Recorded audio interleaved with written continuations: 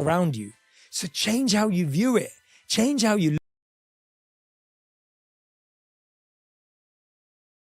is the single best definition of purpose I've ever heard. And it's accessible. And I want to make sure that as you're listening to Jay and you're spending time together with us, that you really got a lot going on. It's very easy to identify the little things in your life that energize you, whether it's books like Jay, or for me, I love gardening and flowers, and I love cooking. I love spending time with my family. I love making people smile. That brings me energy, right? I love being outside. I love learning. And so when you take those things that naturally bring you energy and you do a little bit more of it, it lifts you up. But then when you figure out ways to extend those things that bring you energy in service of others, now you're on the track of discovering why you're here in the first place. And aligning your life with purpose. And so in that beautiful example you just gave, and thinking about it energizes people to be like part of something where you're caring for people. Even in the hardest job in the world, that's why I use that example. Because those individuals may not even be passionate about cleaning, but they've found a way to think about it differently. That's why it touches my heart so much, because it's in such a difficult space and environment. And to your point, Mel, what you were just saying, I was talking to one of my team about this, and she was talking to me about how her mum didn't really know what her purpose was. So I asked her, what's her passion? And she said her favorite thing is to organize family trips. And so now her mum has started organizing family trips for not only her family, but the friends of her family and couples. And so she's a retired mom at this point, and it's not defined by the amount of people you reach. It's not defined by doing something big. Your purpose doesn't have to be your job.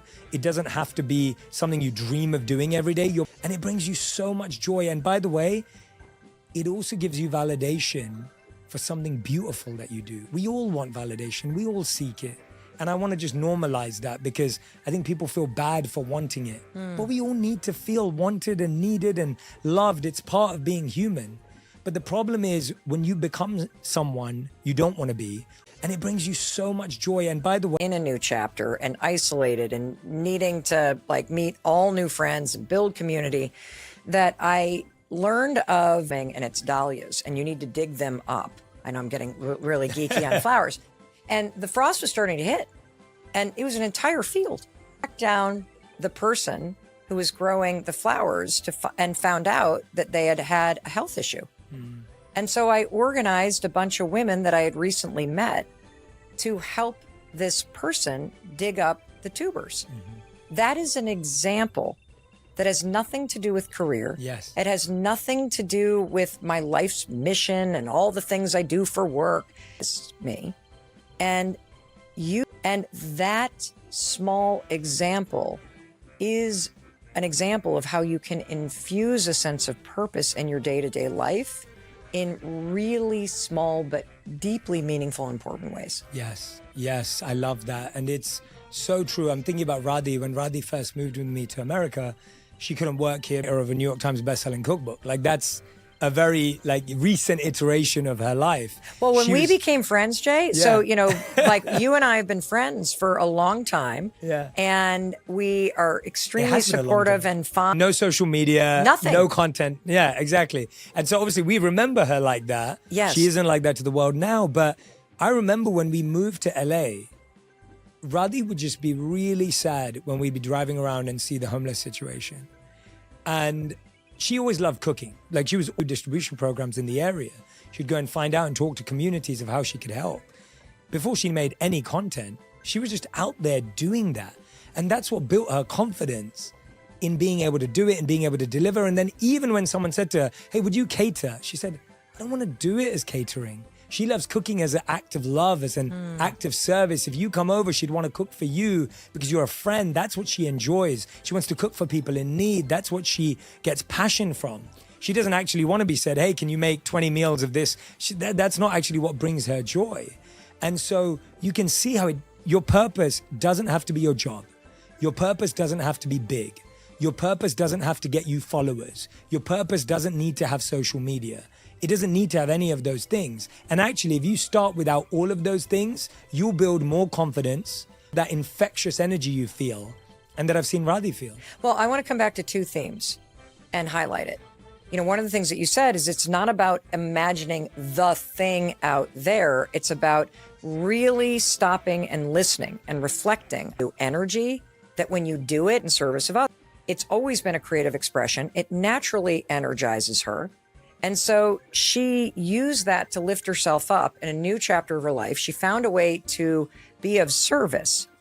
And the amazing thing about life is that when you align yourself with the things that naturally energize you, and let's come to a second thing we've talked about, Jay, trust is how you actually start walking in the path that is meant for you. And I just want to point out, joy, full. Yes. As in F-U-L-L. Yes. Because you're full of her fabulous vegan cooking. And so she didn't start days. Yeah, exactly. She was moving to a new place. And so it's so important to understand it's not the thing that you're imagining. It's the energy in you, and it's the ability to shift your mindset and trust that if you leverage that positive energy in service of others, it always, always, always points you where you're meant to go. Yes. And people will say to us, but I don't know what I like. I don't know what gives me energy. I hear that a lot today. You do? Yeah, where it's like people are just like, I don't know what gives me energy anymore. I'm kind of numb to it. And I think the point is not to find this big, bright light of energy from something. It's this small, tiny voice. It's been ignored for so long that the way it shows up within us isn't always this big, loud scream. It's this quiet little whisper that just says, try this, give it a go. It's not this big calling. I think we think about callings, and what we want to do is this big, bright light of information and a sign. Signs are small. They're whispers, they're quiet. And I think if we just lean into that, it may just be the little voice in your head that says, you love organizing birthdays. Why don't you just organize a couple more birthday parties this year? Oh, you're really good at event planning. Why don't you help your friend with their wedding? Oh, you know what? You're really, really good at writing. Why don't you just write a quote every day? Right? It's that little voice. So just follow the whisper.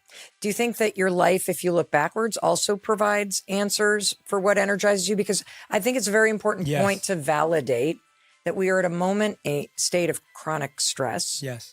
That you're actually mentally well because there's so much chaos and overwhelm and stuff. But so validating that, and even if somebody turns inward and doesn't quite feel it, are there other things that someone can do that you would recommend to help access that if you're just at a point where I am so spent, I don't even know myself anymore? Yes. I promise you, and I really mean this, and I want everyone to really internalize this as I say it, you are already successful at something. It's just so easy to you that you don't think of it as success. There's something that comes effortlessly to you. Maybe you graduated college with flying colors. Maybe you take care of your kids in the best way possible. Maybe you're just incredible at showing up for your work colleagues. You already are incredibly successful at something, but because it's easy for you and natural for you, you don't think it's a skill. So look back at your life and look back at all the things that you've done beautifully. You showed up for your friends at college. You helped your colleagues through a tough time. You've already been doing that. You just don't know what that looks like because you think that's what a good person does. And it is what a good person does. But on top of that, it is value that you've been adding all along the way. Look at the clues, look at the footprints, look at the steps behind, and don't take them for granted. Most likely, the things that you don't value because they're simple to you are the things that the world is looking for. Radhi's cooking skill is something that comes really naturally to her. She's worked on it, but it's natural. She didn't value it. She didn't really. Now scanning their life and thinking about what they're good at, and they're coming up with nothing. What is your advice? A family member and a friend. These are people that know you deeply, that you would say know me really, really well. Don't go and do this with anyone else. That you always think of me when you're struggling with something. Ask them, what's something that I've done in the past for you or for anyone around us that made you go, wow, that's really cool. That's amazing.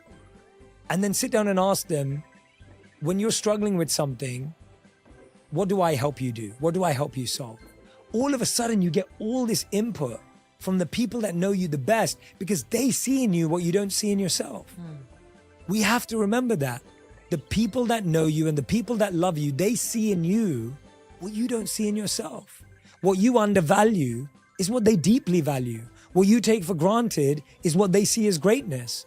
What you kind of think is normal and average, they adore about you. But you've got to let them tell you that. You've got to let them remind you of that, because otherwise you'll keep devaluing yourself.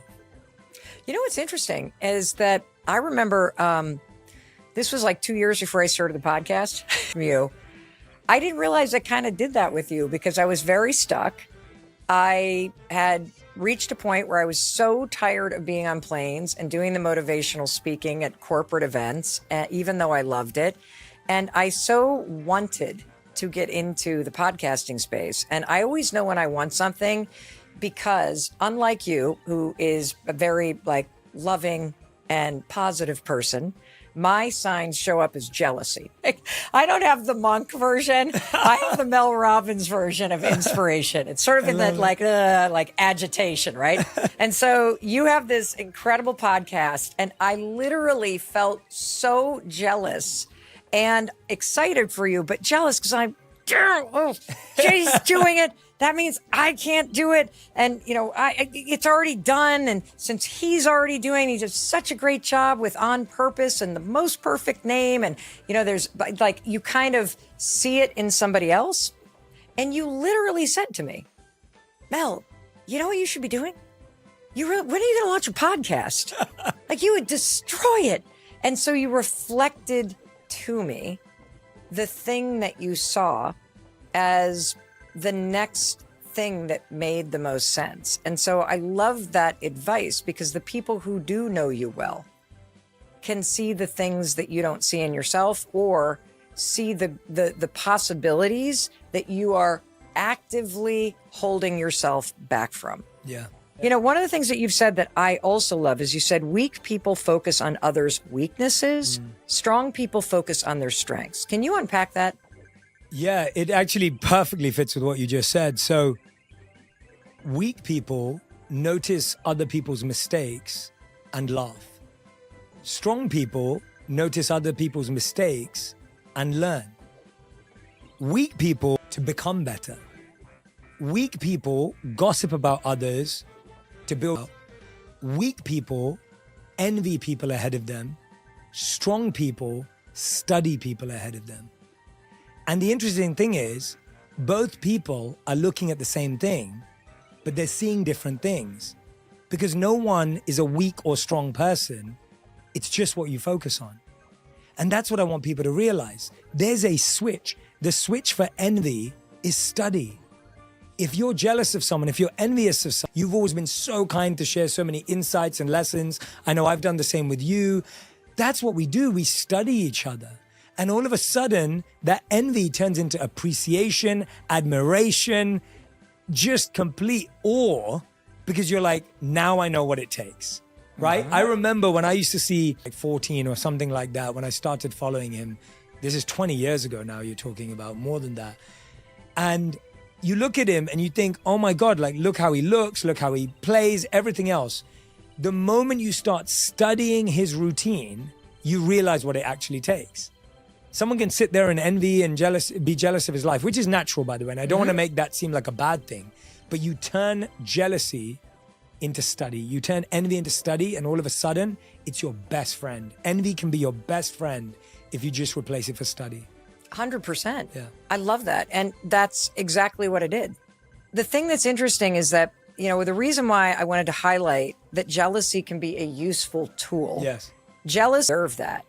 Jealousy for me is this deep stirring because it's impossible to be jealous of some house apartment. Yeah. I've never, you know what I'm saying? Like, Yes, I don't want those things. Yes. But there was something about the way that you took something that energizes you, learning, connection, purpose, and you created a business that was in service to others around the things that energize you. And that's what was, I think, ultimately the thing that was stirring something in me. And that's a super, super useful tool. But the other thing I wanted to validate is that the second I said, I'm going to walk toward this thing, I'm going to figure this out, I spent 2 years studying you, talking to you, and that piece of allowing yourself, and it goes back to what you said about the experiment. Learn, reflect, and part of reflecting is experiment with something. I was a student for 2 years. I learned from you that if you do want to have a successful show, you have to do at least that many episodes. And so the learning part and the studying others and allowing others to lead the way and to show you and to truly flip envy into learning from in the world right now is somebody that you can learn from. It's just unbelievable. Judge others by their actions, but ourselves by our intentions. What does that mean? This is something that actually my monk teachers used to repeat to us a lot. And it's a reality check that's a bit of a punch in the gut. So we judge ourselves by our intentions and we judge other people by their actions. So if we feel our intention was good, what we're doing is allowing other people to be judged also for their intentions and their actions. So it's a plea, a proposal, a pledge to say before you judge someone, before you put someone in a box. Cái bẫy để mà trói bả lợi vậy đó. Trong lúc mà đợi bả đi ra thì ba người này cứ ngồi